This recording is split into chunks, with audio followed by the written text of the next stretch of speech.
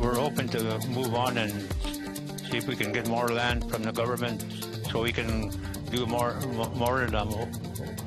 We're probably trying to look at 8 acres or 9 acres more to be done. Tonight, the chief of Sucker Creek First Nation joins us to talk about the results of a ground search at the former St. Bruno's residential school. Radio stations often are the lifeblood of the community that they serve. A radio revival is underway at Mohawk First Nations in Quebec. Because most of our parents, there's a good chance most of them haven't graduated. So it's a first step in trying to break a cycle to try to create a better life for the people in this area.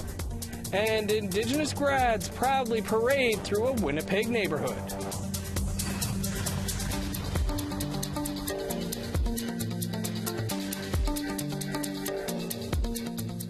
Good evening, I'm Dennis Ward. Welcome to APTN National News. The Ontario Provincial Police say there is an ongoing investigation into the deaths of 13 Indigenous people in Thunder Bay. The deaths occurred between 2006 and 2019. The call for the new investigations came in a confidential report obtained by APTN News and other media outlets last year. The OPP states in an email its intention is to take a victim-centered, trauma and culturally informed approach to investigating the circumstances leading to the deaths. They say family and friends deserve to know what happened. 50-year-old Robert Musco-Tawani was one of the 13. His body was found in the Kaministiquia River in 2015. After an investigation by Thunder Bay Police, his death was ruled accidental. But in an email from Robert's son, Ronald, he says he was notified by the OPP of the reinvestigation 3 weeks ago. Ronald says the OPP can't say much, but that the investigations may take a year or two. You can find much more on this case that APTN Investigates looked into on our website, aptnnews.ca. A Calgary man has been sentenced to life in prison with no chance of parole for 11 years for the swarming death of Carson Goodeagle.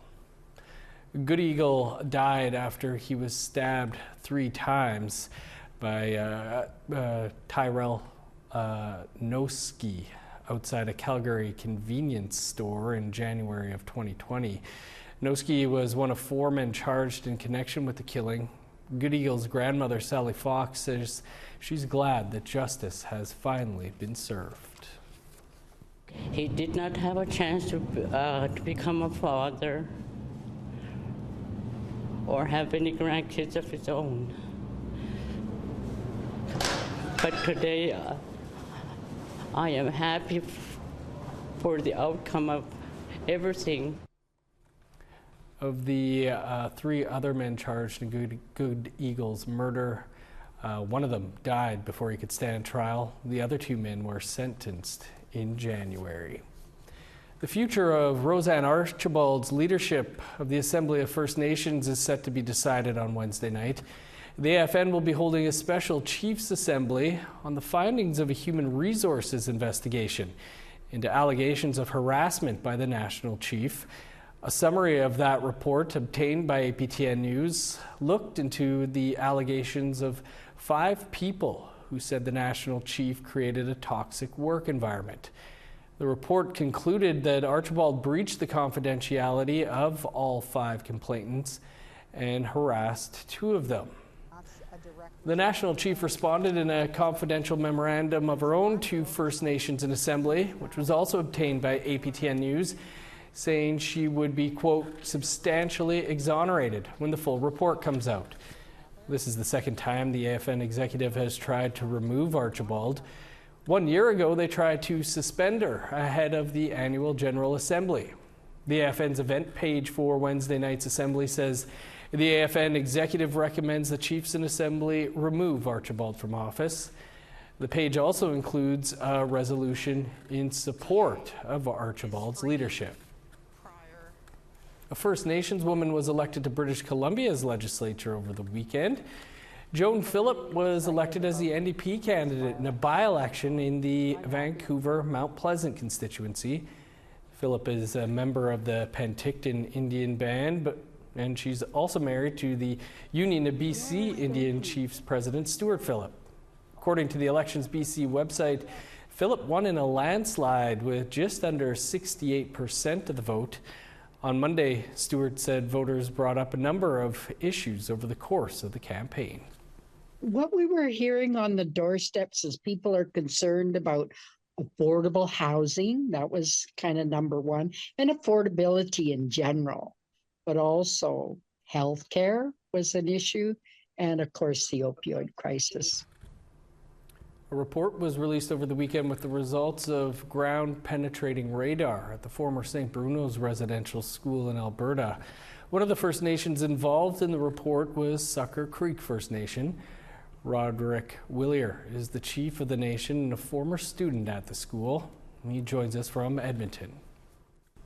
Chief Willier, thanks so much for being with us. You played host to quite the gathering on the weekend. Can you tell us about the reaction to the findings? It was good, and well, everybody felt, when you first hear news, you don't know what to think or what to say and everything, because it's kind of a shock. But the whole thing this weekend was good for everybody that wanted to heal. It brought out a lot of good stuff. It wasn't really like you felt good. I felt good all the way through, right after the sacred fire, and that's how you start a ceremony. Got to have a pipe ceremony and a sacred fire to go on into your whatever you're going to do for the weekend, right? So. Chief, you personally attended St. Bruno's for nearly a decade. What do you recall about your time there? Well, a lot of times we try to forget whatever really happened, but we went through a lot of stuff that most people will probably never talk about, and probably people that listen to us will probably, say, well, how can that happen? Like, that's a lot of stuff you get sometimes, eh? But as we go, we try to explain the best way we can so that people can understand. And stuff that happened way back. It's nobody ever said it was right or wrong either. So we will know, like, it's kind of tough to explain that as we go. But that's the only way us survivors. I stayed 10 years. I always try to look at the positives in what happened in that mission, what I learned from it. And I learned to work and get up in the morning and do whatever I had to do. But it was an experience that, hey, you got hit once a day anyway, so you might as well get it done in the morning, then you're a good rest of the day. And then that's how we there's a few of us that became close partners and we looked after each other, so we kind of worked the same stuff. And we always hanging around watching for each other, right? So that nobody ever bothered us because we had a little group there. So it wasn't negative stuff. It was try to stay clean or whatever we had to do, right, so we can get out. But I didn't know the time. We had to stay there 10 years anyway, like until we were 16, so we can get out, right? When you first go in, you thought, well, if I could stay good, I'd be out any time, but it never happened. Mm-hmm. But towards the last 4 years, we got to go home on weekends, so that kind of split our stuff in there. We go home for the weekend, go on Friday, come back Sunday. Now, Chief Willier, this report speaks to the need for more research to be done. What are the next steps? Well, we only did 1.3 acres right now this weekend, but we're hoping to move on and see if we can get more land from the government so we can do more of them. We're probably trying to look at 8 acres or 9 acres more to be done, because all weekend long the elders said, no, you guys should check that. No, the other elders will come around, you guys make sure you check this area. And they were pointing out, a lot of survivors that were there kept us saying, well, check this one next time, check this side. They kept telling us. So that's what made me think, well, we got to keep going here. We can't just come here and open everybody's hopes and close the door. That can't happen, right? Hopefully that whoever funds us will understand what we're doing. We're trying to heal our nations, and along not just my nation and Drip Island. We're talking about all the nations that came here. There's 10 different that I can count on my own, people that come from different reserves around that area. So we all have to heal as a group, and this was a great start. Well, Chief Willier, we thank you for your time and sharing some of your experience as well. Appreciate it. Yeah. As the media landscape continues to shrink, a radio revival is underway in Mohawk territory. That story and more after the break.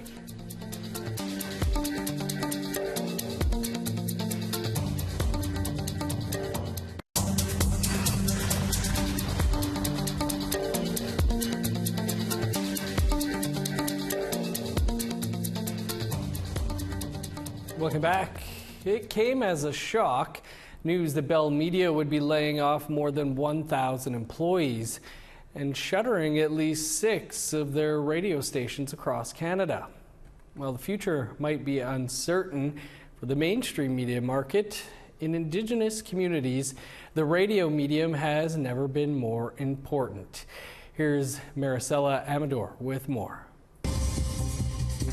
It's 11 o'clock. Good morning from the K1037 newsroom. I'm Paul Brave. It's not a radio show intro you'll hear every day. It's in Ganyangeha, and it's a big part of the programming here at K1037 on Ganawage Mohawk territory. Radio stations often are the lifeblood of the community that they serve. Paul Grave is the news director at K103 and has been a fixture here for at least 13 years. Media has changed a lot in that time, but K103's mission hasn't. We lead local, and that's so important because people have the thirst for what's going on here. What did their kid or grandkid or nephew or cousin do in their sporting event last night? Just ask Joe Delarond. He's been here since they first hit the airwaves 42 years ago. Their MO, connecting people and supporting community members in local organizations. Over the years, we've had radiothons to raise money for various organizations. We raised almost $500,000 to get a brand new fire truck, the ladder truck. A few years ago, we put a new roof on the step-by-step.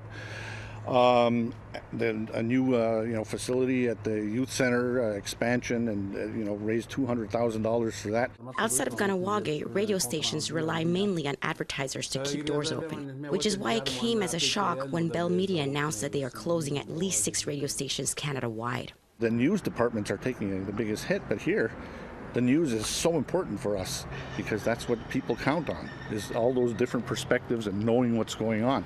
That's what keeps us very relevant. Grave used to work in mainstream newsrooms and doesn't take this latest round of firings lightly. It's bad for the business. It's bad for the public mostly because you're getting rid of a lot of seasoned journalists who are the ones who are the truth tellers, the ones who are out there gathering the news and telling the stories that otherwise go unreported. It's never been clearer how necessary these stations are, providing updates on service status. We just had a little bit of a power outage right here at CKON. We want to make sure that everybody is okay out there, all right? The pandemic. As the numbers of COVID cases continue to increase around, lunchtime on Saturday, a red alert level issued. Or on a lighter note, for bingo. B12. However, some Indigenous-owned stations in Quebec have almost had their numbers called. The SOCAN network, representing Atikamekw and Innu communities, was recently forced to cut back staff, but their presence in general sends an important message to the public. C'est de donner le goût à la génération, de donner ce feeling-là qu'on a des possibilités de s'épanouir en communication. Inspiring youth is one aspect. Involving knowledge from elders is another. Every Wednesday, we've had a show that's been continuously on the air since 1981 in Ganyangeha, and it's always been one of our most popular shows. Otherwise, today we have all kinds of little features, and in the language, some of them are very basic. We have Our sister station in Ganassadage does a program that we rebroadcast here on Sundays. In 2018, some Ganassadage members decided to revive their defunct local radio station, which hit the airways in 1987. Here we have a makeshift antenna that we're going to be putting up. They've even built and erected their own radio tower and are working on a permanent location. Their goal? To revitalize the Mohawk language and culture. Our role today is much more important because we really need to revitalize our language and have our language heard. And because there are so little amount of speakers left here in Ganassadage, it's not very common that you'll hear the language being spoken. Sid Gaspe spearheaded these efforts. He says through RKR, neighboring communities can also learn about Ganassadage life. And that's one important thing too, is for the communities around Montreal, because we're really close to Montreal, they know there's Mohawks around, but what's their language? Just turn on the radio, maybe you can hear it and identify that language. They may not rely as much on ads, but funding for Indigenous radio stations is never guaranteed. However, these hubs for community connection remain in tune with the needs of their people. I think that it's like kind of like the pulse of the community. Maricela Amador, APTN National News, Montreal. Love that story. Radio will never die. Well, a part of Winnipeg known for crime and despair played host to a special grad ceremony last night. That story and more coming up.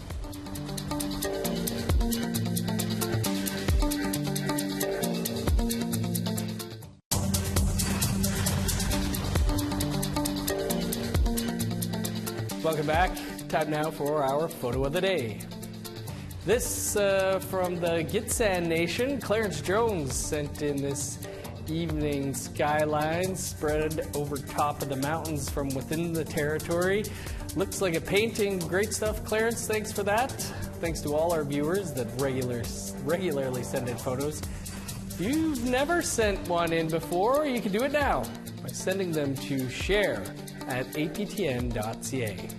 Now let's take a look at Wednesday's weather forecast. Starting on the East Coast, 20 with showers for Halifax and Fredericton. 21 in Kuujjuaq, rain in Nain and a high of 11. 23 with showers in Montreal and Val-d'Or. Sun's out and 24 for Sault Ste. Marie, smoky and 24 in North Bay. Showers and 17 in Thunder Bay, 22 and sunny in Kapuskasing. Showers and 20 in God's Lake and the Paw, 23 with rain in Norway House. Rain and 26 for Winnipeg, 25 with rain in Dauphin. 26 in Regina, 23 in Saskatoon. Sunny and 25 in Meadow Lake and Buffalo Narrows. Rain across northern Alberta, 31 in High Level, 28 in Fort McMurray. 27 with rain in Edmonton, showers and 26 in Lethbridge. Sunny and 22 in Vancouver, sun's out and 21 in Victoria. 29 with showers in Prince George, sunny and 27 in Smithers. 22 in Old Crow and Whitehorse, where rain is expected. Rain and 27 in Yellowknife, no rain and 27 in Norman Wells. 15 in Sax Harbor, cloudy and 12 for Polituck. 10 in Chesterfield, 17 for Baker Lake and Arviette, 8 in Resolute, cloudy, and 3 in Arctic Bay.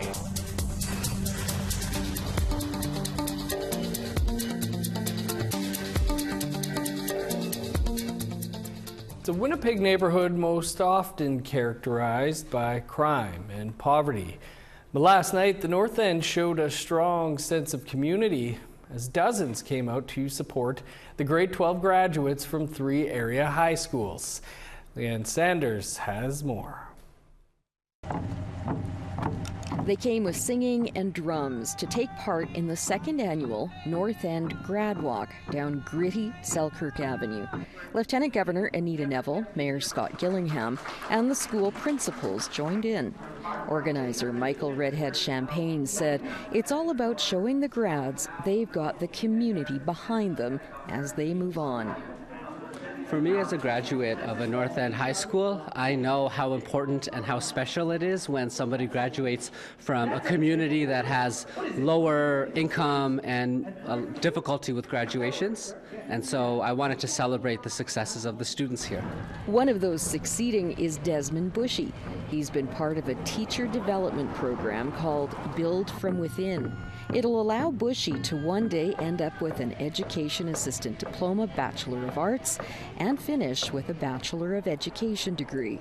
He says the community support is important. Because most of our parents, there's a good chance most of them haven't graduated.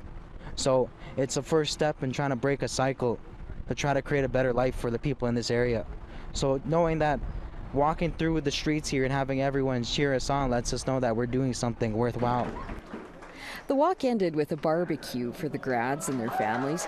Proud mom Vanessa Assiniboine will see daughter Aaliyah graduate on Wednesday. She said students in the North End have a lot of barriers to overcome to get to grad. There's a lot of challenges out there for people, especially in low-income areas, barriers that we have to work through together as a family and individually, and it does make us stronger too at some times, so you got to have a lot of hope and spirit in that. I think what I wanted the graduates to know is that when they graduate from high school, they are succeeding and they are winning, but it's not a victory just for them. It's a victory that their entire family feels, and even all of us as North Enders, people that live here and love this place, it's our victory as well. And so the North End Grad Walk really is an opportunity for all of us to come together and show these graduates how proud we are of them and that we got their back. Leanne Sanders, APTN National News, Winnipeg. Awesome stuff. Congrats to all the graduates and their proud parents. Well, a festival celebrating Indigenous art and culture returned to Winnipeg with a roar this weekend. Really important for us to take music to families in different neighborhoods, families that are underserved by the arts. I'm a firm believer that access to the arts improves your mental health, and so bringing the music to them is super important for us. Hey, there's Marty. The Sakihiwe Festival hosted back-to-back block parties this weekend. The festival gives Indigenous artists a platform to share their work. It also showcased diverse music and performances. This year's festival included lessons in hoop dancing and jigging and featured a market full of homemade goods. Good stuff. They used to play a show out here in the park outside of work, and I hope that comes back this summer as well. That's all the time we have for your APTN National News for this Tuesday. For much more on anything you've seen here, you can head on over to our website, aptnnews.ca. I'm Dennis Ward. Marcy, thanks for being with us. Stick around. Face to Face is next. Have a great night.